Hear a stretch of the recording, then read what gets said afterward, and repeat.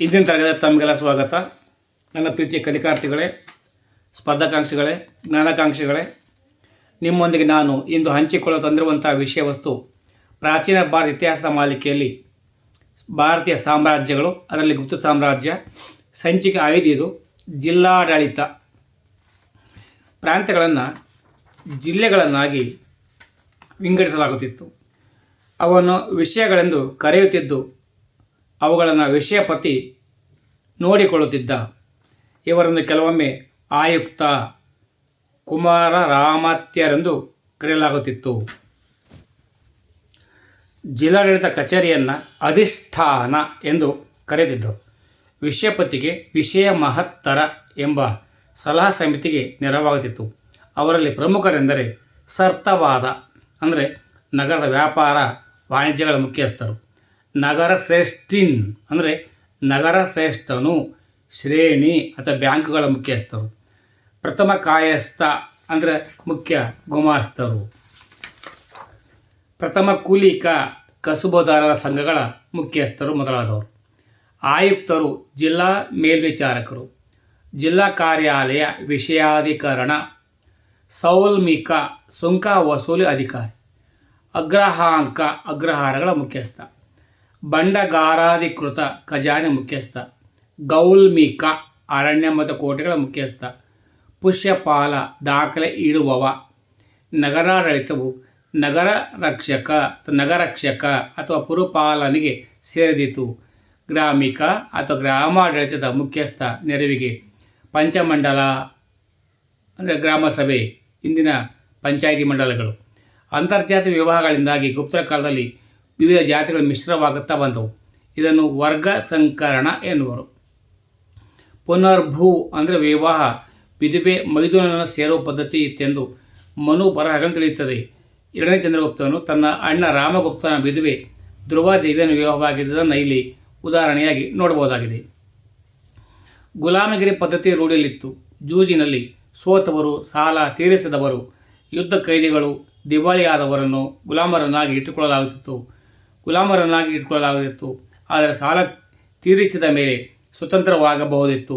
ಅದೇ ರೀತಿ ಸ್ತ್ರೀ ಗುಲಾಮರು ತನ್ನ ಒಡೆಯನಿಗೆ ಮಗು ಹೇರುವಲ್ಲಿ ಋಣಮುಕ್ತಳಾಗುತ್ತಿದ್ದಳು. ಬ್ರಾಹ್ಮಣರನ್ನು ಗುಲಾಮರಾಗಿ ಇಟ್ಟುಕೊಳ್ಳುವಂತಿರಲಿಲ್ಲ. ಕೆರೆಗಳನ್ನು ಅದರ ವಿಸ್ತಾರ ಆಧರಿಸಿ ಓಫಿ, ತಡಗ, ದೀರ್ಘಲ ಎಂದು ಕರೆಯುತ್ತಿದ್ದರು. ಅರಣ್ಯಗಳು ಮತ್ತು ಉತ್ಪನ್ನಗಳ ಕುರಿತ ಕಾಳಿದಾಸನ ಕೃತಿಗಳು ಬೆಳಕು ಬೀರಿವೆ. ಗೌಲ್ಮಿಕ ಅರಣ್ಯಗಳ ಉಸ್ತುವಾರಿಗೆ ನೇಮಿಸಿದ್ದ ಭೂಮಿಯನ್ನು ಅಧಿಕಾರಿಗಳ ಭೂಮಿ, ಭೂಮಾಲೀಕರ ಭೂಮಿ ಮತ್ತು ಸರ್ಕಾರಿ ಭೂಮಿಯನ್ನಾಗಿ ವಿಂಗಡಿಸಲಾಗುತ್ತಿತ್ತು. ಕ್ಷೇತ್ರ ಅಂದರೆ ಸಾಗುವಳಿ ಭೂಮಿ, ಕೀಲ ಅಂದರೆ ವರ್ತ ಭೂಮಿ, ಅಪಹರತ ಅಂದರೆ ಅರಣ್ಯಾರತ ಭೂಮಿ, ವಸ್ತಿ ಅಂದರೆ ವಾಸಯೋಗ್ಯ ಭೂಮಿ ಎಂಬ ನಾನಾ ವಿಧದ ಭೂಮಿಗಳಿದ್ದವು. ಉಳಿಗಮಾನ್ಯ ಪದ್ಧತಿ ಇದ್ದುದರಿಂದ ಅವರ ಕಾಲವನ್ನು ಸುವರ್ಣಯುಗ ಎಂದು ಕರೆಯಲು ಅನುಮಾನವಾಗುತ್ತದೆ. ಮಥುರಾ ಹತ್ತಿ ಬಟ್ಟೆಗೂ, ಬನಾರಸ್, ಅಜಂತ, ದಾಸಪುರ ಅಂದರೆ ಇಂದಿನ ಮಂದಸಾರ ರೇಷ್ಮೆ ಬಟ್ಟೆಗೂ ಪ್ರಸಿದ್ಧಿಯಾಗಿದ್ದವು. ವಸ್ತುಗಳು ವಿಕ್ರಯವಾಗಿ ಕರೆನ್ಸಿಯಾಗಿ ಕೌರೀಸ್ ಎಂಬ ಕಡಲ ಚಿಪ್ಪುಗಳನ್ನು ಬಳಸಲಾಗುತ್ತಿತ್ತು ಎಂದು ಪಾಹ್ಯಾನ್ ಹೇಳಿದ್ದಾನೆ. ಭಾರತವು ಚೀನಾಗೆ ಮುತ್ತು, ರತ್ನ ಮತ್ತು ನೀಲಮಣಿಗಳನ್ನು ನೀಡಿ ಚೀನಾದ ರೇಷ್ಮೆಗೆ ಬೇಡಿಕೆ ಇದ್ದುದರಿಂದ ಚೀನಾದಿಂದ ರೇಷ್ಮೆ ಆಮದು ಮಾಡಿಕೊಂಡಿದೆ. ಪೂರ್ವ ರೋಮ್ ಸಾಮ್ರಾಜ್ಯಕ್ಕೆ ರಫ್ತು ಮಾಡುತ್ತಿತ್ತು.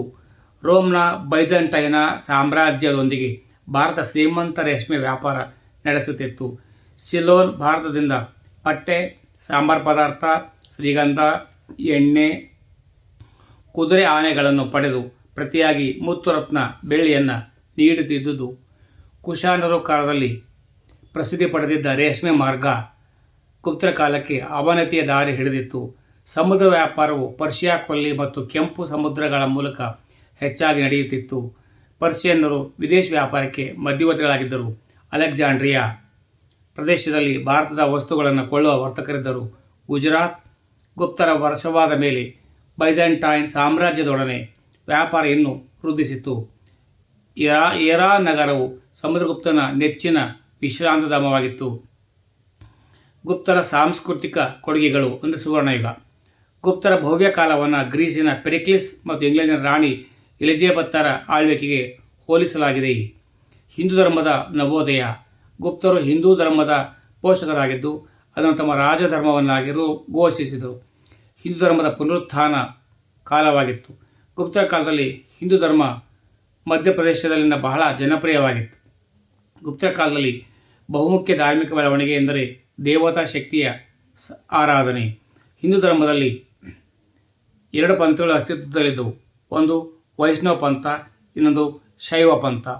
ವೈಷ್ಣವ ಪಂಥ ಬಹುತೇಕ ಗುಪ್ತರ ಸಾಮ್ರಾಟರು ವೈಷ್ಣವರು ಮತ್ತು ಅವರ ಶಾಸನಗಳು ವಿಷ್ಣು ಸ್ತುತಿಯಿಂದ ಪ್ರಾರಂಭವಾಗುತ್ತದೆ. ಬುದ್ಧನನ್ನು ವಿಷ್ಣುವಿನ ಅವತಾರವೆಂದೇ ನಂಬಿದ್ದರು. ವಿಷ್ಣುವಿನ ಆರಾಧಕರಾಗಿ ಪರಮ ಭಾಗವತ ಎಂಬ ಬಿರುದು ಗಳಿಸಿದ್ದರು. ವೈಷ್ಣವರಲ್ಲಿ ಪಂಚರಾತ್ರರು, ಭಾಗವತರು ಎಂಬ 2 ಗುಂಪುಗಳಿದ್ದವು. ಕ್ರಿಸ್ತಪೂರ್ವ 200ರ ನಂತರ ಈ ಎಲ್ಲ ಪಂಥಗಳು ದೇವರು ಒಗ್ಗೂಡಿ ಭಾಗವತ ಪಂಥ ಹುಟ್ಟಿಕೊಂಡಿತು. ಈ ಭಾಗವತ ಪಂಥವು ಮಹಾಯಾಮ ಪಂಥವನ್ನು ಹಿಂದಕ್ಕೆ ಅಟ್ಟಿತು. ವಿಷ್ಣುವಿನ ದಶಾವತಾರಗಳಲ್ಲಿ ನಂಬಿಕೆಯನ್ನು ಬಲವಾಗಿ ಹೊಂದಿತ್ತು. ಶೈವ ಪಂಥ ಸಹ ಖ್ಯಾತಿ ಗಳಿಸಿತು. ವಾಕಟಕರು, ನಾಗರು, ಮೈತ್ರಿಕರು ಶೈವರಾಗಿದ್ದರು. ಕ್ರಿಸ್ತಕ 450ರಲ್ಲಿ ಲಾಕುಲೀಶನಿಂದ ಪಾಶಪಥ ಜನಪ್ರಿಯತೆಗೆ ಬಂದಿತು. ಇದು ಮಥುರದಲ್ಲಿ ಬಹು ಜನಪ್ರಿಯವಾಗಿತ್ತು. ಸರ್ವೇ ಜನೋ ಸುಖಿನೋ ಭವಂತು.